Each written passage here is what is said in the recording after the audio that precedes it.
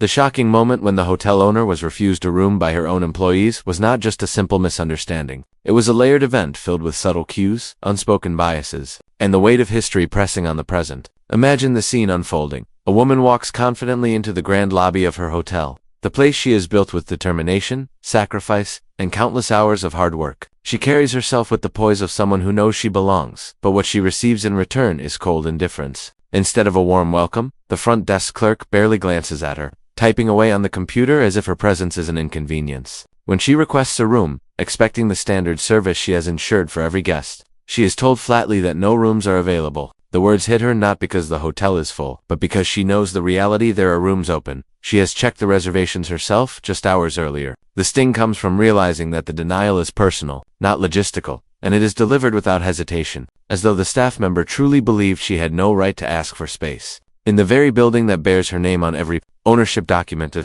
moment grows heavier as she observes the subtle body language of the employees. Their expressions carry no recognition, no respect, and no attempt to mask the dismissal. To them, she appears to be just another guest, one they have chosen to treat differently, perhaps because of her skin color, perhaps because of assumptions about who deserves to be in such a setting. The sting of that realization is compounded by the silence in the lobby. Other employees notice the interaction, but no one intervenes, no one corrects the mistake, and no one acknowledges her authority. This is not simply about being denied a room, but about being denied dignity, and worse, being denied it in her own domain. The power dynamics shift in that moment, making her feel like a stranger in a place she has poured her soul into creating. As she stands there, her mind races back through the sacrifices she made to own this hotel. Long nights spent worrying about finances, the risks she took when others doubted her, the barriers she overcame as a black woman in an industry where ownership is rare. Each memory floods in, making the insult sharper. She remembers the times she told herself that the struggle would be worth it, because one day she would walk through those doors with pride, knowing she had created something lasting.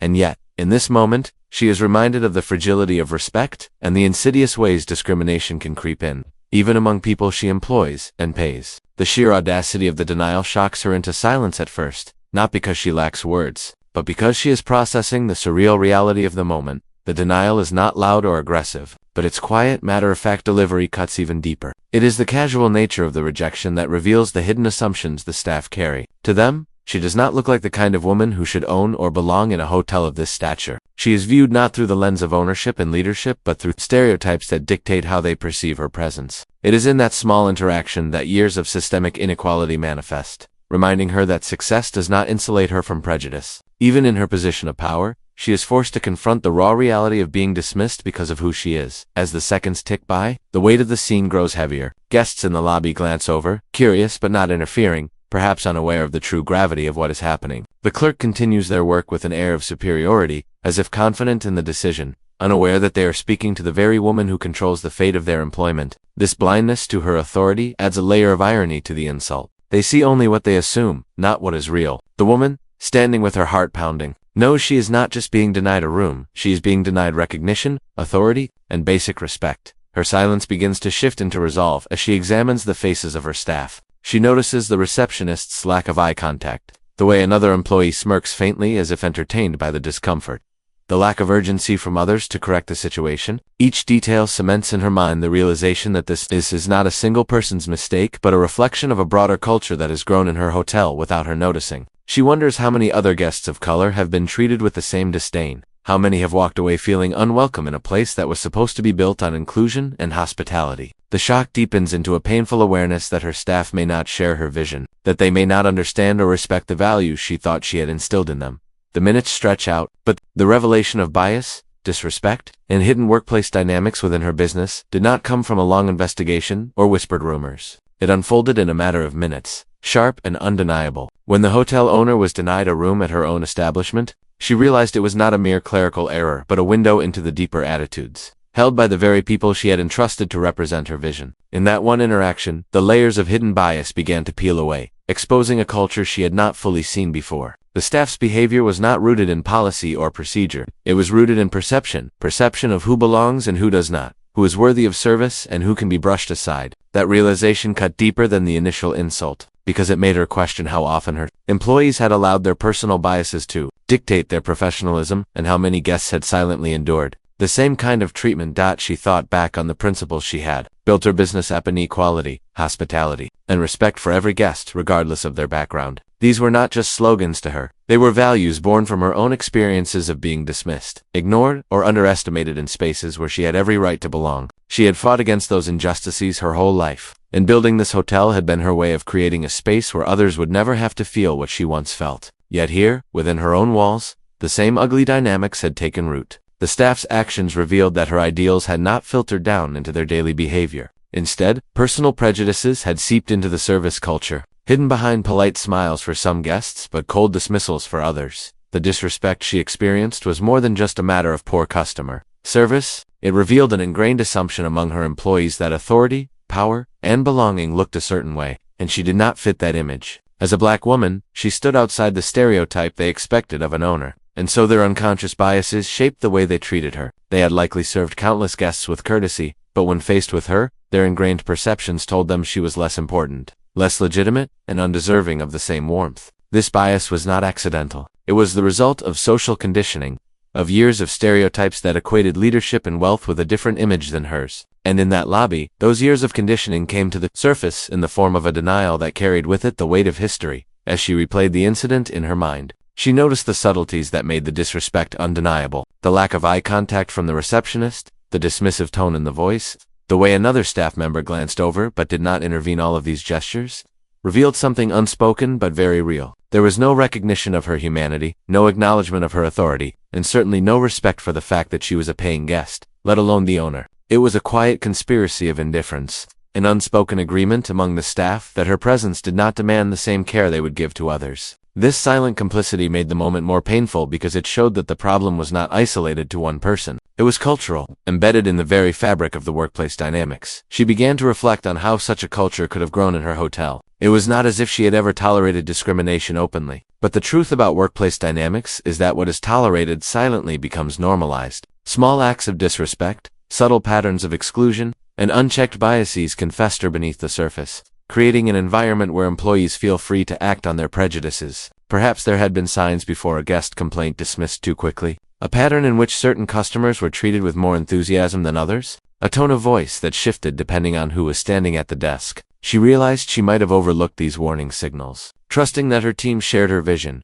while in reality, they had shaped a culture of their own that ran counter to her values. The incident exposed a painful imbalance in the workplace dynamics. The staff did not see themselves as representing her. They saw themselves as gatekeepers, deciding who was worthy of entry and who was not. This was not the dynamic she had intended. In her mind, employees were supposed to be ambassadors of her values, carrying forward the principles of respect and hospitality she had built into the foundation of the business. Instead, they had placed themselves above those principles, using their positions to reinforce their own biases. In doing so, they undermined the integrity of the hotel, replacing professionalism with prejudice. The disrespect also revealed the distance between the owner and her employees. She realized that although she signed their paychecks and provided them with opportunities, there was a disconnect between how they viewed her and how she viewed them. To her, they were part of a shared mission. To them, she was invisible, reduced to the same stereotypes they applied to strangers. This dynamic was not just disrespectful to her personally, it was dangerous to the health of the business. Employees who could not recognize the authority of their employer could not be trusted to respect the guests either. If they felt emboldened enough to dismiss her, how many guests had they dismissed with the same arrogance? How many opportunities had been lost because bias had triumphed over service? The revelation grew heavier as she considered the ripple effects. Bias in the workplace does not stay confined to one incident. It creates an environment where inequality thrives,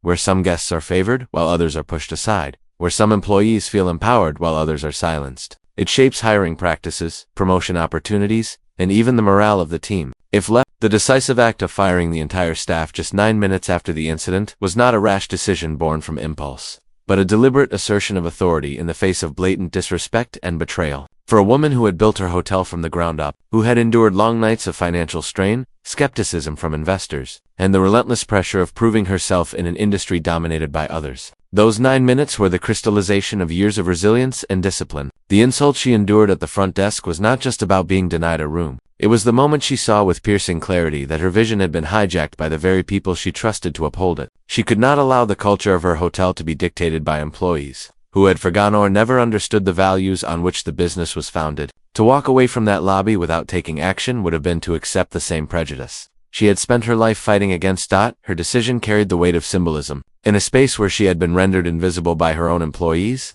she reasserted herself with the most powerful tool at her disposal: authority over their futures. Within 9 minutes, she turned the tables, shifting from a position where she was denied recognition to one where her presence could not be ignored. The firing was swift, total, and uncompromising, because anything less would have been a concession to the very culture that allowed the incident to happen. Keeping even one of the employees would have signaled tolerance for disrespect. But her choice made it clear that there was no room for bias, no room for arrogance, and no room for people who could not embody the principles of inclusion and hospitality. The speed of her decision also spoke to her clarity of vision. Many in her position might have hesitated, choosing instead to conduct a slow investigation, to give warnings, to allow explanations. But she knew that hesitation was dangerous. Every minute of delay would have chipped away at her authority, giving her employees the impression that their actions could be negotiated or excused. And acting decisively, she reminded them that she was not only the owner in name but the leader in spirit, unwilling to compromise when it came to the integrity of her business. The staff had crossed a line so clear that it required no further deliberation. They had denied her a room, denied her respect, and denied the values of the establishment she had entrusted to them.